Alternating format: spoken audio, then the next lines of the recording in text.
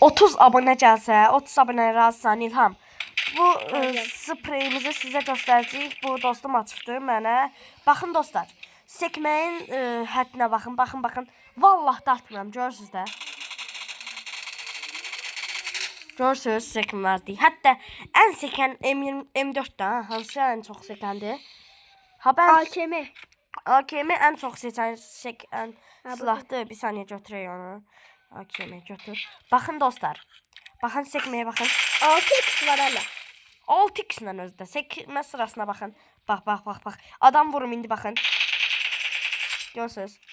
6x taxma. 6x taxma. Yaxşı, 6x-i çıxardaq, normal nişancaqla oynayaq. Baxın dostlar. Sekmə həddinə baxın. Görürsüz. Sizə göstərmək üçün özümə... Sağ ol. Deyəm bir dəqiqə. Ölməmişəm, içində fərq var. Baxın dostlar. Əgər 30 abunə gəlsə, söz veririk, paylaşdıq. Baxın sekmə həddinə. Hoppa.